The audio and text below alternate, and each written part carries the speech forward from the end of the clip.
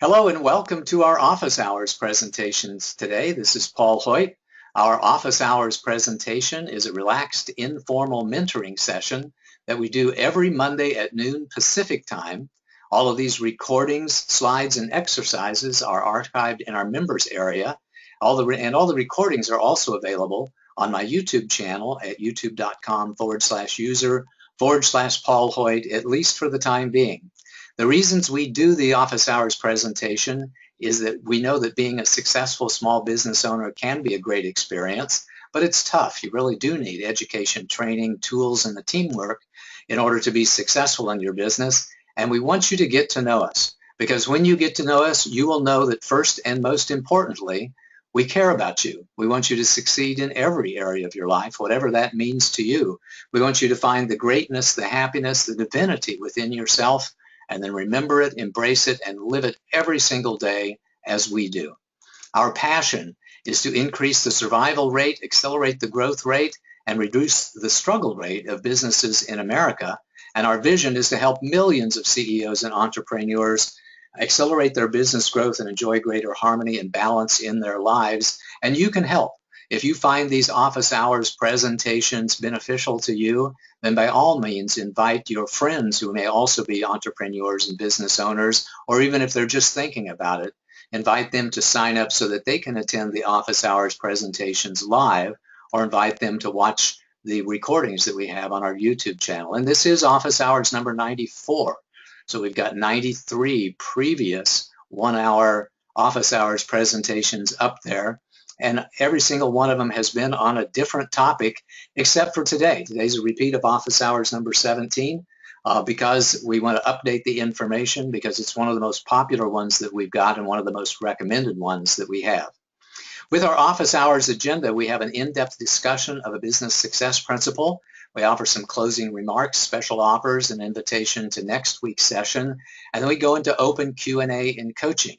So during today's calls, if you have any questions at all about the subject matter of the day, or want to discuss anything relative to starting and growing a business, we'll invite you to ask that question at the end of the call. And you can do that by typing it into the question box in your control panel or on the chat log, or you can raise your hand at the end of the call and we'll call on you, and you're welcome to ask your question live.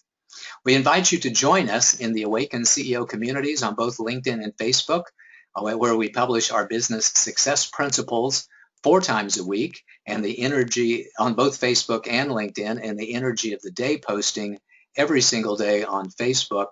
We're up to day number 704 in a row today, and the day's energy of the day was salute. So I want to salute every single one of you who are joining me on this call today with great respect, and acknowledging the courage and the hard work that you're putting into growing your business.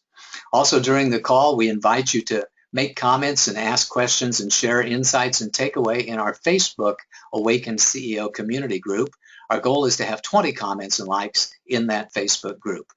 Today's topic is on getting lean, the lean startup methodology and the science of entrepreneurship.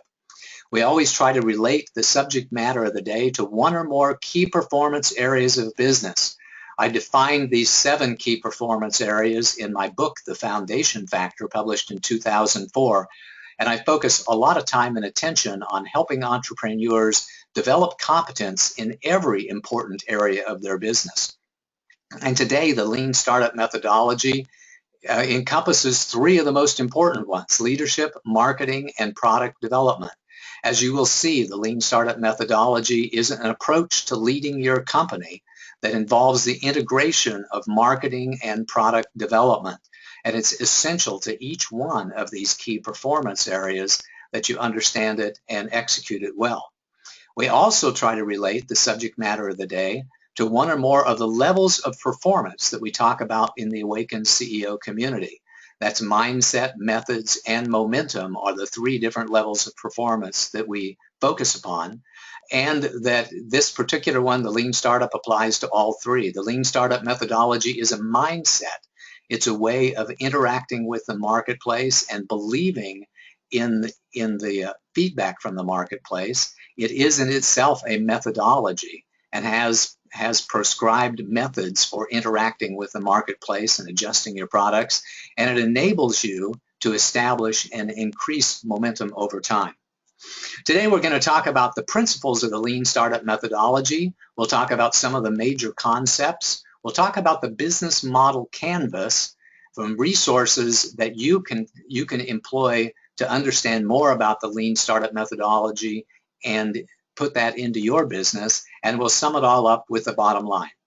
First of all, the Lean Startup methodology does have the subtitle of the Science of Entrepreneurship, and it is the only methodology that I've ever heard about that actually claims to be a science. And to me, it really is a true science. With true science, we define our assumptions, we define our hypotheses, we find ways to test our hypotheses, and then we adjust our plans and our theories and our models and our tests based upon the findings that we have. And we do this over and over and over again. So we take the scientific method of controlling our environment as much as possible, of modifying one variable, and then testing our results, and then really applying science to the art and science of growing a business. And there are very specific ways in which we do this.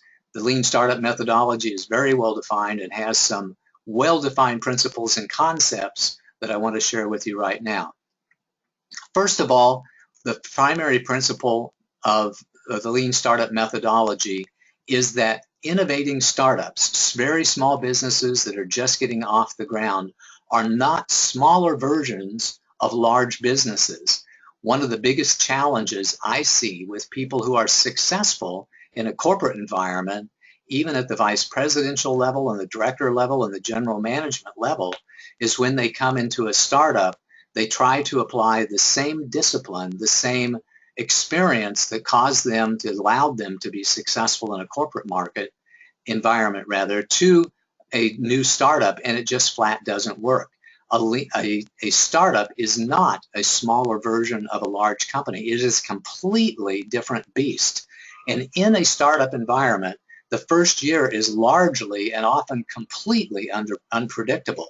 You have to get out of the building. You have to get out of your own head and out of your own way to go search and discover and find your business. So most large companies know who their customer is, and they feel with great confidence their ability to bring products and services to their customers because they're known to them. They have some sort of attraction. But when you're a startup, you don't have that privilege. You really are starting from scratch. The Lean Startup philosophy seeks to eliminate wasteful practices and increase value-producing practices during the product development phase of a business, so that startups can have a better chance of success without requiring large amounts of outside funding, elaborate business plans, or the perfect product. You know, one of the things that I do for my clients is create business plans, but I oftentimes tell my clients that they're not ready for a business plan yet until they actually know who their customer is, until they've gone a little bit down the road. So to me, the Lean Startup methodology is what you do first. And then once you have discovered your clients, once you have discovered who your customers are, and once you have established a little bit of market traction, then we can go back in and define a really high quality investor grade business plan so that you can go out and raise the capital you need to take this somewhat proven idea to a much larger marketplace.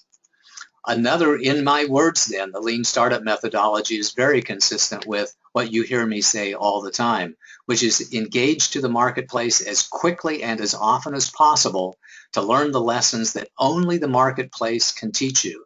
Then I usually follow that up with, and then have a relentless pursuit of financial stability.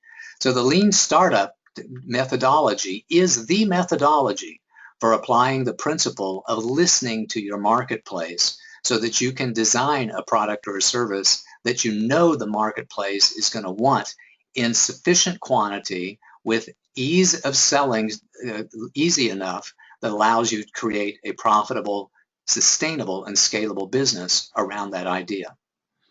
Here are some of the other concepts that are important with the lean startup methodology, and we're going to talk about these one by one. Customer discovery and validation, minimum viable product, actionable metrics, pivoting, continuous deployment, the total addressable market, and the the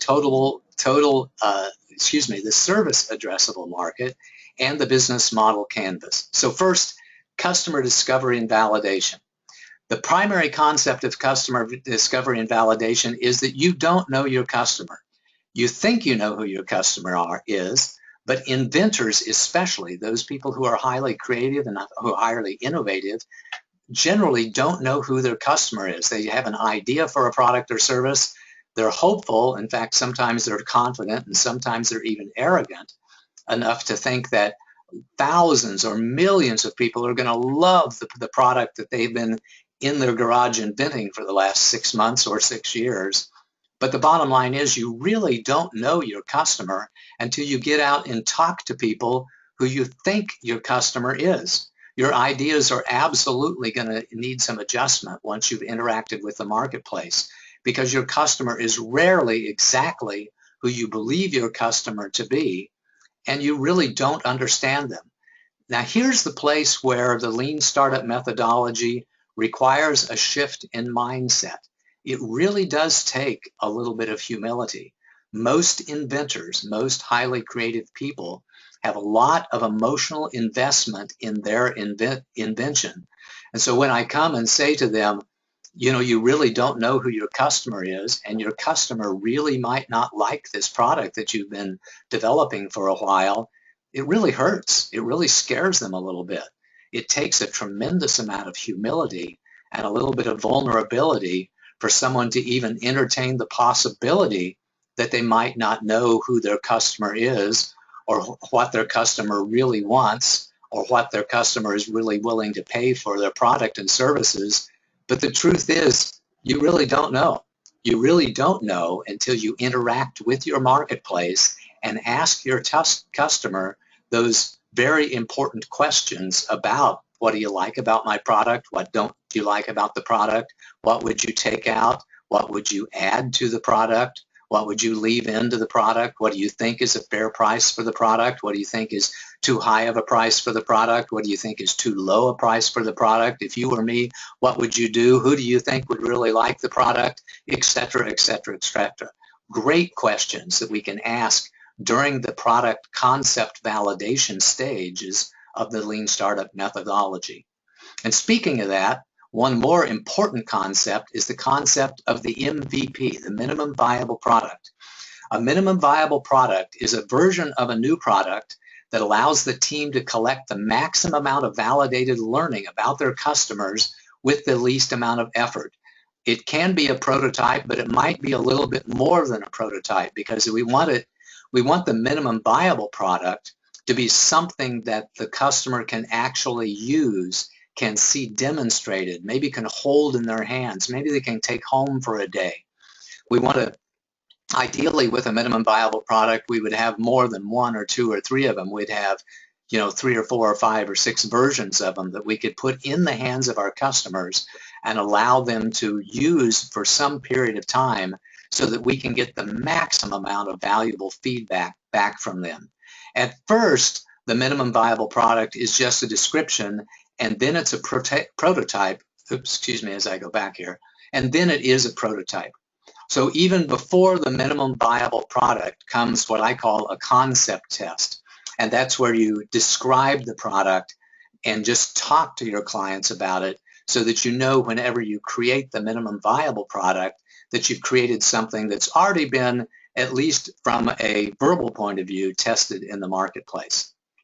Another really important concept of the lean startup methodology is actionable metrics.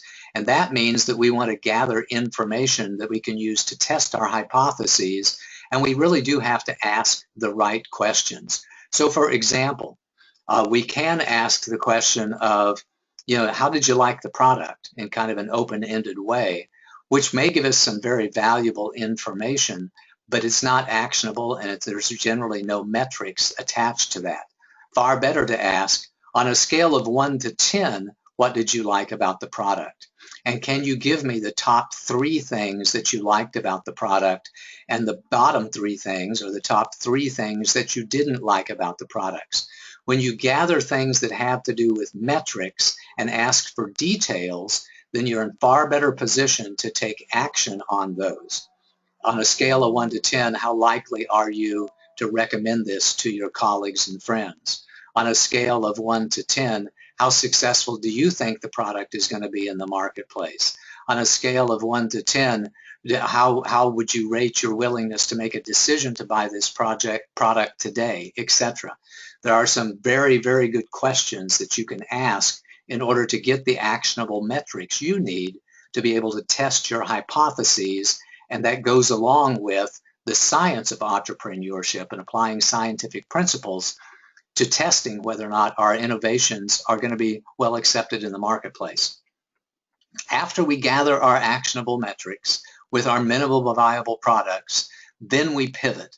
A pivot is a structured course correction designed to test a new fundamental hypothesis about the product strategy and the engine of growth. So once we have gotten our actionable metrics, then we pivot, which means we change our idea a little bit. Maybe we change the idea about what features and benefits should be included in the product, or maybe we just change our ideas about who our customer is. And once we have done the pivot, then we have a new set of hypotheses that we go out and test in the marketplace. And we do this over and over again. And in the Lean Startup methodology, they call this continuous deployment. The ideal scenario is the continuous deployment, that we're able to release a product, gather feedback, release a product, gather feedback, test the product with a new market and gather feedback, test the product with a new market and new products and features, new features and benefits with it, and then test it in a new market, etc. But this can be very challenging and expensive with many, many physical products, and is absolutely essential with digital products. And with digital products, by the way, there's a concept in marketing called split testing, and that's very ideal. And that means that we create 2 or 3 or 4 different versions of the product, and we send them out to the marketplace, and we get feedback based on those different versions, which really gives us great feedback as to what the marketplace really wants and what the marketplace will really buy. Next concept is the target addressable market, which is also called the target available market and also called the TAM. The target available market is what your revenue would be if you had 100% market share in your business with your products. It's not the same as the size of the industry. So for example, if I want to set up a new taco stand, a new Mexican restaurant on a corner, my target addressable market are the people that buy Mexican products or go to Mexican restaurants. It's not the same as the industry, because the fast food industry would include all kinds of products, the burger joints and the Chinese food and anybody else, or maybe just maybe not even fast food, maybe it's just the entire restaurant industry. That's not the same. The target addressable market is almost by always a subset of the total industry size. And the service addressable market, which is also called the service available market, the served available market, the segmented available market, or just the SAM, is the customers that can actually be reached and served by your business.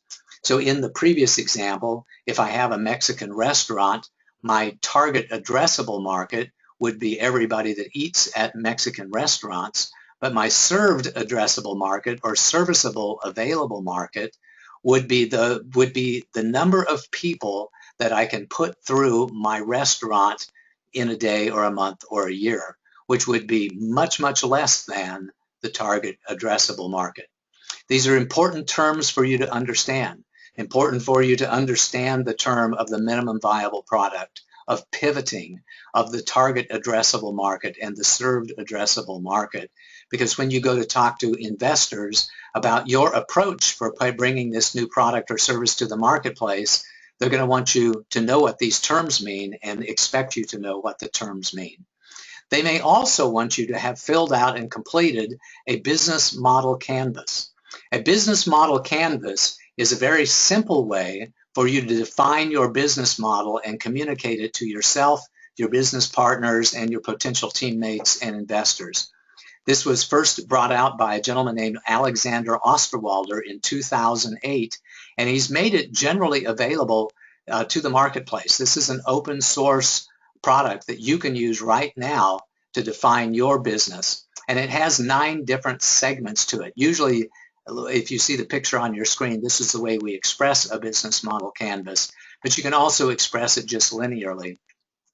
And here are the 9 sections to the business model canvas: the value proposition, the customer segments, the channels, the customer relationships, the revenue streams, the resources, the partners and suppliers, the key activities, and the costs. And we're going to go through each one of these one by one so that you can understand what's in the business model canvas. At first, let me grab a quick drink here. The value proposition is the first part of the business model canvas. That's where you document the pain that you are solving and the gain that you are creating for your clients. And it's really important for you to understand that solving a need is much better than fixing a problem, and selling aspirin is much better than selling vitamins. It's easier to sell pain relief than it is to sell wellness. So we always want to listen for the pain in our marketplace. We listen for the hurt, watch for the tears, listen for the angst, because that's the easiest place for us to go out and create a product around, is that demonstrable, knowable pain that's in the marketplace. So step number 1 in the business model canvas is to understand what pain we are relieving and the value that we are bringing to our customers. Step number 2 is the customer segments itself, is who are we going to bring this value to? Who are we going to serve? You exist for your customers, so you have to find them and understand them in a great amount of detail. And one of the concepts of the lean methodology is that you can't know that in your first day. You have to find your customers first, validate that they are in fact your customers, and build relationships with them, and then of course tailor our products and services to meet the exact needs of the customers that we have found. Section number 3 of the business model canvas is the channels, which is how do you get your products to your customers? What are your routes to market? And there are always a lot of routes to market. If you have a physical product, you can sell it online. You can sell it in big box stores. You can sell it in department stores. You can sell it on Home Shopping Network or QVC. You can sell it through manufacturers' reps. There are lots and lots of ways of taking a physical product to market, and there are likewise a lot of ways of taking a digital product or a service to market as well. It's important for you to understand how you're going to take your products and services to marketplace from the very beginning. Number 4 is how are you going to keep and grow your customers? What are your customer relationships, and how are you going to manage those customer relationships? This is really a combination of your sales strategies and your customer service strategies. And a quick hint is this really varies according to your channel. So when you distribute your products and services through Home Shopping Network or QVC, it's a much different service strategy than if you're selling your products directly through a direct sales force or online through your own website. So almost by definition, you have to define your customer relationships, your sales and service strategies for each channel by which you intend to bring your products and services to the marketplace. Section number 5 of the business model canvas is your revenue streams. How do you make your money? And from which customer segments do you make your money? What will your customers pay for, and how much money do you expect to get, and how do you expect to receive your money?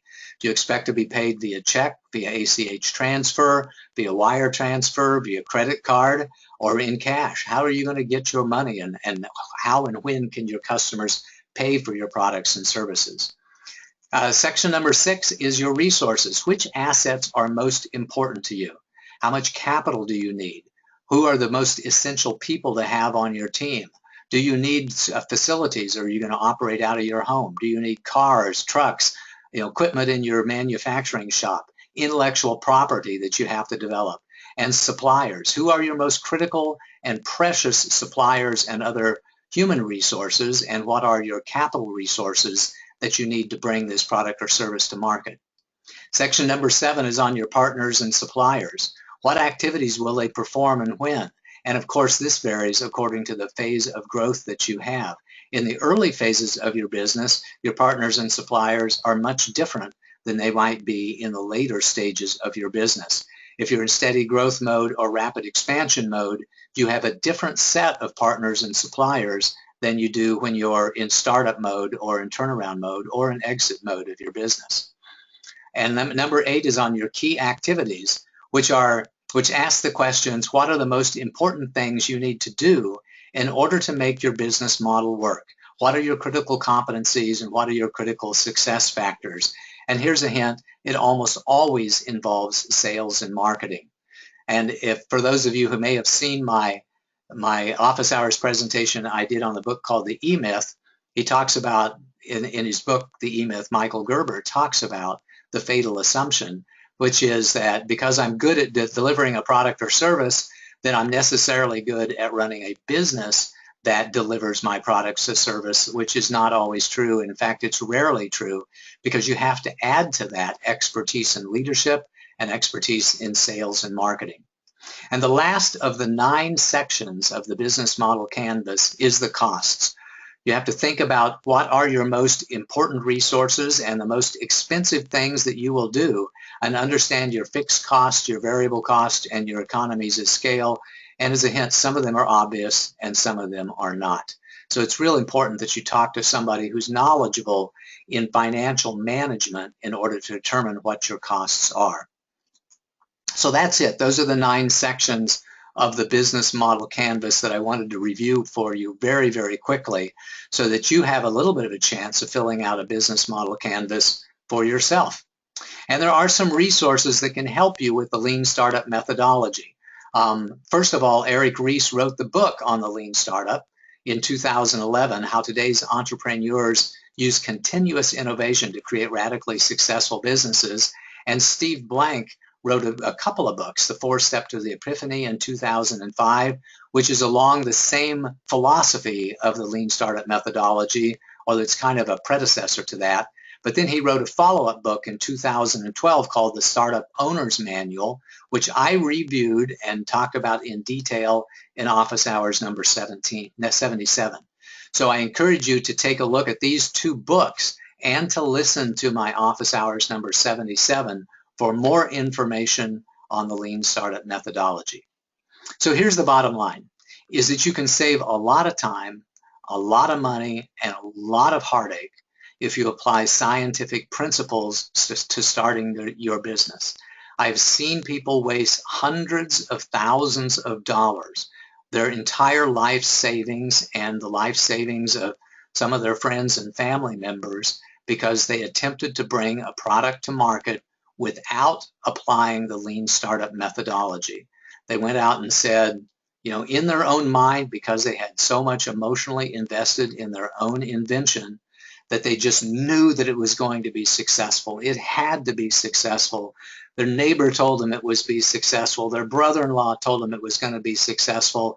So they put in up $50,000, $100,000, $200,000 of their own money before they actually engaged with the marketplace and found out that the marketplace did not want their product and service exactly how they had planned it, in sufficient quantity to allow them to create a profitable business. And I don't want that happening to you. So you can save a lot of time, a lot of money, and a lot of heartache if you apply the Lean Startup methodology principles to your business. And you're going to be a lot more attractive to investors when you apply the Lean Startup principles. It is the way to go here in Silicon Valley. Eric Ries is from Silicon Valley. Steve Blank is from Silicon Valley. It's only been over the last 4 or 5 years that the Lean Startup methodology has really started to gain momentum, and it has absolutely taken off. I think a lot because of the recession of 2008. People started saying, we need to be a lot smarter about the way that we invent products and services and about the way we start up companies. And so the Lean Startup methodology has gained a significant amount of momentum. And that's been our agenda for today. We talked about the principles of the Lean Startup methodology. We talked about the major concepts. We talked in depth about the business model canvas and the 9 sections to that. I offered a couple of different resources, and we summed it all up to the bottom line. So here's your homework and your exercises. Study the Lean Startup methodology. Create your own business model canvas. And for those of you who are a member of the Awakened CEO community and have a sign-on, a password to our tribe portal, I will post again a Word document that you can use to create your own business model canvas. So watch for that. Whenever I post the recording for this session later tonight or early tomorrow morning, you can go to the website and download your own Word document so you can create your own business model canvas. And we strongly encourage you to get coaching to help you identify your assumptions, to help you create your hypotheses, to help you develop ways to test your hypotheses with actionable metrics, and help you take actions on your results, help you pivot based upon the feedback that you get from your marketplace. In a minute, we're going to have open Q&A and coaching where you can offer comments and questions on the topic of the day, and then anything else that you want to talk about. I really would appreciate it if you tell me what your biggest takeaways are and any insights that you gained from this presentation and your thoughts on the Lean Startup methodology, and tell me what you're going to focus on. Here at Hoyt Management Group, we have a wide variety of support services, a huge portfolio of support services. As a matter of fact, in some cases, we teach you how to do things for yourself. In many cases, we do it for you, and sometimes we'll do it in many cases we do it with you, and sometimes we'll actually do it for you. So we encourage you to reach out and have a conversation with us about where you are in your business, and let us help you achieve the business of your dreams, and let us help you define and accomplish your goals through our wide variety of services that we have. Our next office hours presentation will be next Monday, November the 2nd. I haven't decided on what the topic is yet. So if you have a recommendation, you can go to paulsurvey.com and let us know, or simply send me an email or give me a call. And in between now and the time that we meet next week, I encourage you to do your homework, to think more about the Lean Startup methodology, to fill out your own business model canvas, and to give us a call to see how we can support you in going forward. So with that, let's open it up to questions and answers and coaching. Again, first comments and questions and discussions on the subject matter of the day, then we open it up to anything.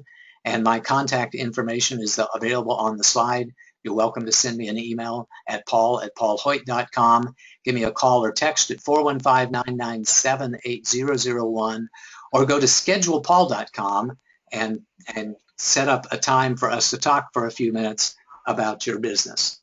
With that, Stephanie, who I forgot to introduce earlier, Stephanie's on the call with us today, as she is on almost all of these calls, and she'll be handling your questions and feeding them to me and giving feedback as well. So, Stephanie, do we have questions for today? We do. Got quite a few of them here today. Let's get started. Okay. First one, does the Lean methodology apply to service businesses also? Yes, it does. It really does. So any product or services that you have, it can apply to.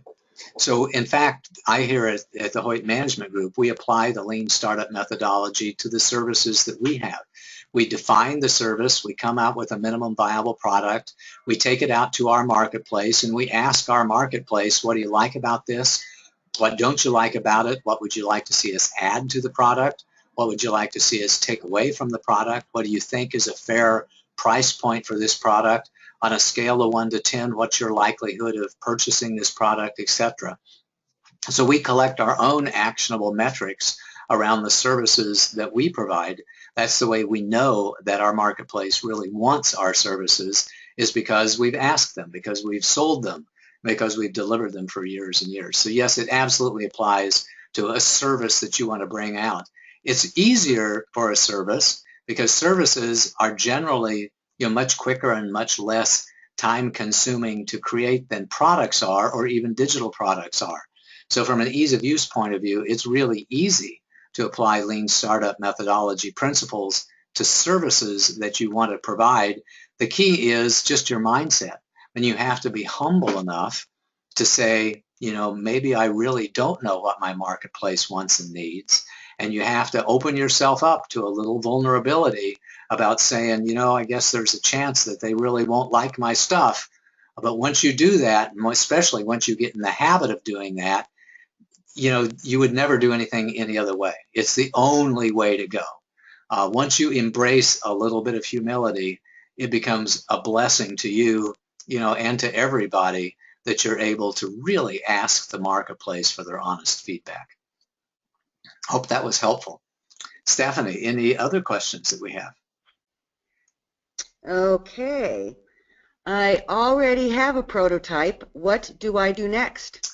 If you already have a prototype, my hope is that you created this prototype by doing a concept test first. And some people do and some people don't. A lot of the inventors that I work with, just flat went to their garage and worked for some number of weeks or months or even years creating their first prototypes or their first minimum viable product without any market feedback at all.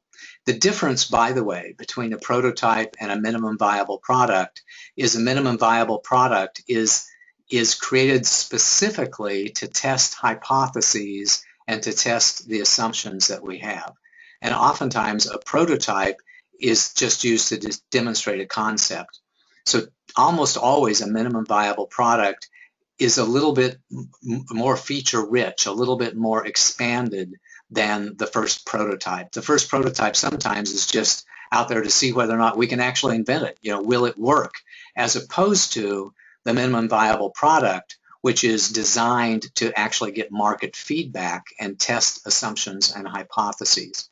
So now that you have a prototype, you have to ask yourself the question, is this prototype sufficiently developed enough in order for me to call it a minimum viable product and in order for me to use in tests in the marketplace? Hopefully it is. If not, then you might want to make sure that you go back and define your assumptions, define your hypotheses, develop another prototype that is specifically designed that allows you to test your hypotheses, and then take that prototype to the marketplace as a minimum viable product. If you find that the prototype does allow you to test your hypotheses, then get the heck out of the building. We talked about this a little bit earlier, but that's one of the most important concepts of the Lean Startup methodology, is that you can really never figure out what your marketplace, what your customers want until you look at them face to face. So that's not over the telephone and that's not via email, that's actually face to face. In your case, taking your prototype and putting it in the hands of your customers and seeing how they interact with it. What do they think about pushing the buttons, and how do they like the look and feel of the product? What's the expression on their face when they actually holding it in their hand? Do they look confused or do they look delighted? That's one of the most important concepts. So get out of the marketplace or get out of your building with your prototype and with the questions that you have to ask around that will give you the actionable metrics that you can use to develop a better product in the next version. And by the way, the Lean Startup methodology says we need to talk to 100 customers minimum. 100 customers minimum, and that's going to take you a little bit of time to do. If you can talk to one potential customer a day, it's going to take you a little over 3 months. If you can talk to multiple potential customers a day, it might not take you nearly that long. So, it is a bit of a time-consuming process or time-consuming methodology, but it's one that will absolutely save you a lot of money, heartache, and time in the long run. Hopefully that was helpful to you. Another question, Stephanie. Yes, here's one from one of our listeners on the call. If we want to, I'm not sure if Michael can unmute himself. Social media is a new factor in the last couple of years to test the market. What do you recommend to establish a simple scientific matrix in the social market sector? Social media is a wonderful way to test products, and it's a wonderful way to do what I call the preliminary market research. So it's a great way to do a concept test. A concept test, we talked about that a little bit earlier, comes before the prototype, comes before the minimum viable product. And that's when we define my most popular, my favorite example of a concept test is one that General Mills actually did several years ago. They said, we want to produce a packaged product that you can buy off the store shelves for $1.29, which when combined with a pound of hamburger will feed a family of 4. And that was a concept test, a way of describing their product called Hamburger Helper. So with Hamburger Helper, they went through the concept test, and when they got a lot of people saying, yeah, that sounds interesting to me, I'd love to buy something for $1.29 that I could mix with a pound of hamburger and spend essentially $2.50 or $3 on feeding a family of 4. That was when they put it out. Now hamburger, especially good hamburgers, a lot more than $1 a pound. But back in those days, you could feed a family of 4 for like 60 cents a person. It was really a good deal. So that a concept test is a description of the product or service that you intend to create, and you can certainly use social media to get feedback on a concept test. You may also be able to use social media to find your early customers once you have created a product and brought it to market. In fact, Facebook and LinkedIn are really excellent at telling you exactly who's responding to your ads. So we can create a product, we can go to Facebook and try to sell it to people, create an ad and sell it to folks and see who's clicking through the ad and coming to our website, and then seeing what our conversions are once people land on our website. And we can do an incredible amount of market research that way, because Facebook does have outstanding demographics. They know exactly who is clicking on your ad. And once you get 60 or 100 or a couple of hundred responses of people clicking through your ad, you can know that your marketplace is exactly, women on the West Coast ages 19 to 24 who have an income of between 30 and 50,000 a year. I mean, you can get very, very detailed on that. So it's a very good way of engaging with your marketplace to do that early market research. The difference in between using social media and truly applying the concepts of the lean methodology is that you're not out of the building yet. You're not looking at your clients face to face. They're still just kind of numbers on a page or words on a page. They're not real to you. So if you decide to use social media to help do some of your early market research, my strong advice to you is that once you kind of have used that, to get out of the building and to look at your customers face to face and see how they really are engaging with your products or services, because you're going to learn a lot more. One of the concepts of communication is that I think it's 87%, 83 to 87% of all communication is nonverbal. So the way that we get the value of that communication is by looking at the body language, the facial expressions, the shifts in the posture and the way that people have aligned themselves whenever we're talking to them about our product, or whenever they're holding our product in their hands, or whenever they're actually engaging with us to take a portion of our services that we're providing. So hopefully that was helpful. I do think that social media can be a valuable component, but it's not the end all. I do strongly encourage you to have face-to-face experience with your customers. Next question, or follow-on question to that one. Michael, are you on the call? Did you want to talk live with Paul? I'll take him off of mute here. He was able to talk to me earlier. Michael, was that helpful to you? Yes, it was very helpful. The part that I like is that you really do need to get face-to-face with people, because it's part of that NLP process where you're picking up some of the body language as to whether they're comfortable face-to-face with your product, because they're making a commitment as to whether they're going to buy it or use the product. Yeah, thank you.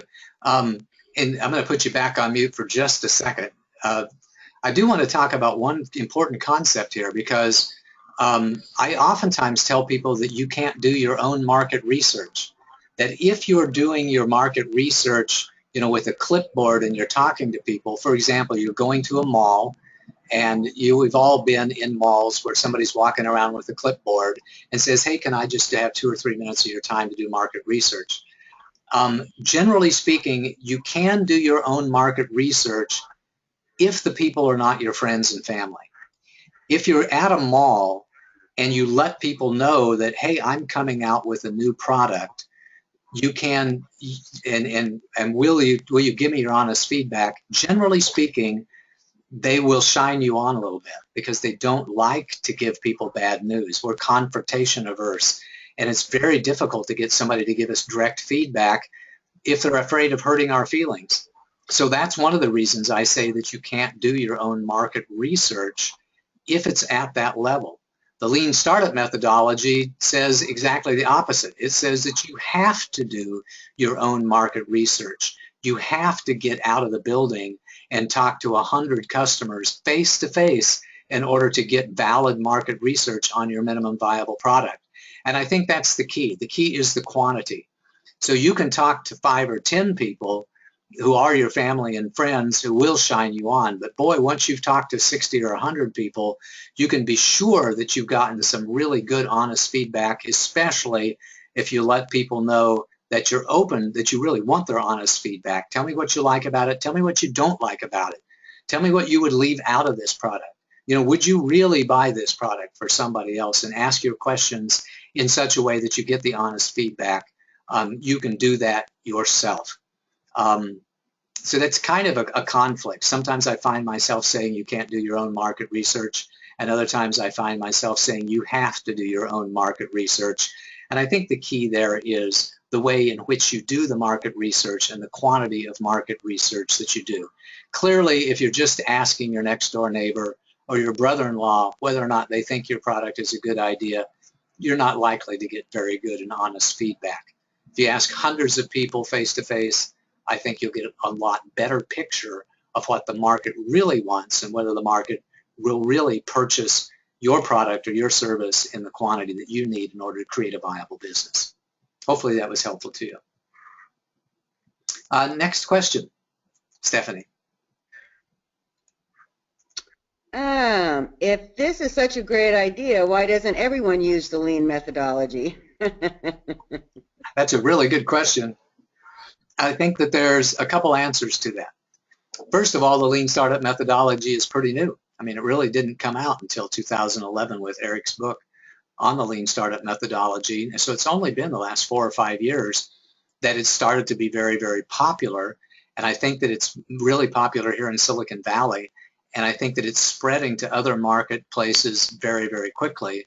But there's a chance that people in Omaha or Nashville or other places around the country, around the world, have never even heard of the lean startup methodology.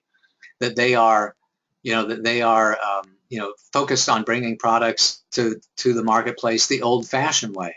And the old-fashioned way was that we had the inventor's methodology, which is I go to my garage and I create the product, then I go out and try to sell the product instead of using the concepts of concept test, minimum viable product, pivoting, those sorts of things. So I think that it's an idea whose time is spreading. Second reason why I don't think that everybody uses it is it does take some humility. It takes, some people get very, very attached to their idea and they say, I just know this is going to work, and I don't care what the marketplace says, I'm going to bring this product to market because I'm so confident that I've got a winner here. And, that can be tough. Not everybody is humble enough to ask for market feedback. Sometimes people are, like I say, they have a lot emotionally invested in their product and in their invention. And no matter how many times we tell them they need to go do their market research, no matter how many times we tell them they need to create a product and go out and test it with and get out of the building and talk to 100 potential clients for that product or customers for that product, they're not going to do it. They're going to go back and spend their $50,000 or $100,000 bringing their new concept to market, on a prayer, just hoping that the marketplace will want it in sufficient quantity to allow the business to be profitable. and God bless them, I hope that they're right, but 98 times out of 100, and that's right, 98 times out of 100, they're not right. That you have to make significant adjustments to a product, or even just flat scrap the product because the market just flat doesn't want it as much as you'd like for them to want it. Another reason why not everybody uses the lean startup is because it really doesn't apply to all businesses. If I want to create an airport, or if I want to build a commercial office building, the concepts of the lean startup methodology simply don't apply. If I'm doing a commercial office building, I may create the plans for it, the ideas for it, and get some investors in it, and then do the architecture, and we do it in stages and gain investments in stages. But it's a different methodology than the methodology that we use when we're bringing a new product or service to the marketplace. If it's a capital intensive product like an airport or a commercial office building, then I don't think lean startup applies. You have to use a different methodology to minimize your risk and to get the product funded in the first place. So I think those are the three reasons. Number one, it's a new idea. It's only been out there 5 years. Number two is it takes a pretty emotionally mature and humble person to use the lean startup methodology. And number three is it doesn't apply to every business idea that's out there in the market. Any more questions, Stephanie? Yeah. I'm sorry, having a hard time seeing today. Do you use the business model canvas with your clients? And can I send mine to you so you can take a look at it for some feedback? Two questions. Yeah, first of all, absolutely. If you fill out your own business model canvas, again, using the worksheet that's available in our tribe portal when you sign in, I'm happy to take a look at that and give you some thoughts and talk to you about potential next steps and see if there's a way that I can support you in accomplishing what it is that you want to accomplish. The first question was, do we use it in our practice? And the answer is no, we don't. And the reason is because I have my own business clarity questionnaire that has 17 questions to it instead of just the 9 questions that are asked with the business model canvas. So we kind of have a business model canvas version 2.0. There's a lot of other questions that I think are important so I can help understand where you are and where you're going today that are not asked in the context of the business model canvas, such as who is on your team today is not a question that they ask. What kind of progress have you made is not a question that they ask, and those are critical for me to really understand where you are and understand how I can support you going forward. So I use a business clarity questionnaire instead of the business model canvas because it gives me some additional information that's really important to me when it comes to making some recommendations about how you move forward in yours. And for those of you who would like to get a business clarity questionnaire, that's usually the first step in our consulting process that we use with our clients. It's the first step in our silver package and in our gold package to not just to send you a questionnaire, but to sit down with you and fill out that questionnaire interactively with you. That's what really pays off for you and pays off for me as well, is that hour-and-a-half session where we go through the 17-question business clarity questionnaire together so that we can discuss it as we are going through it. But with that said, if you want to fill out the business model canvas and send it to me, that's great.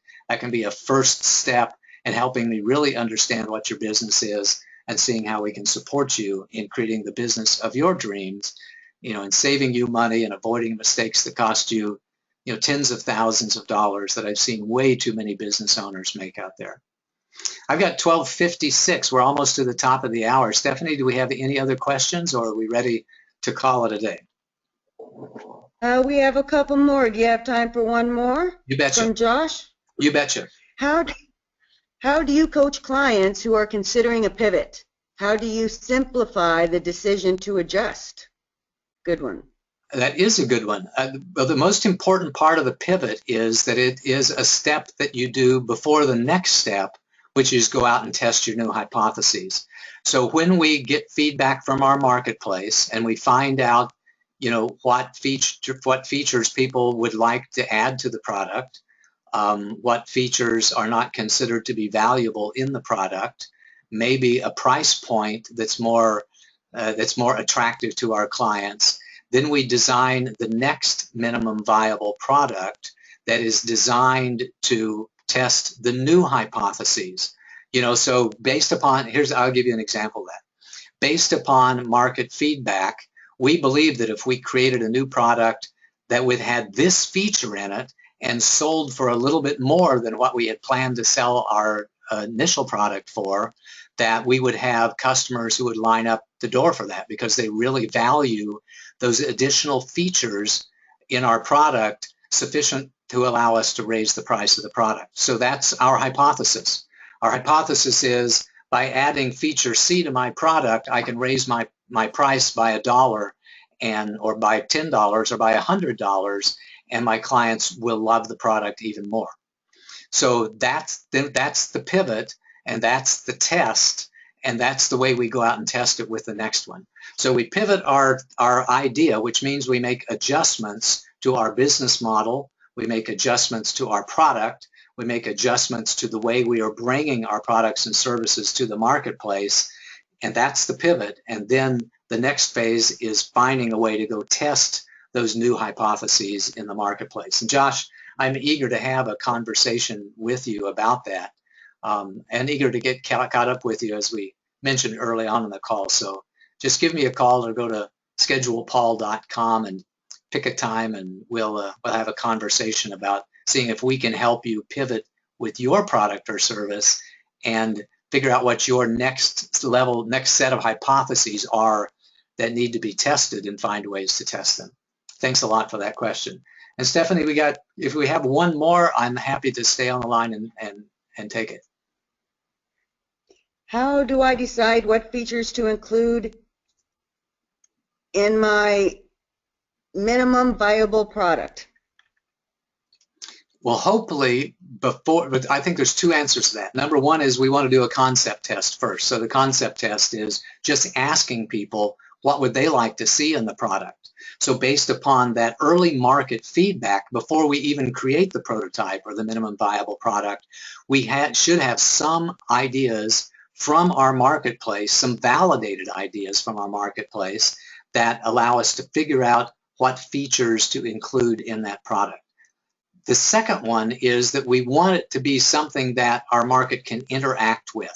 So we may have to include the foundational features of our product so that we can get sufficient feedback from the marketplace.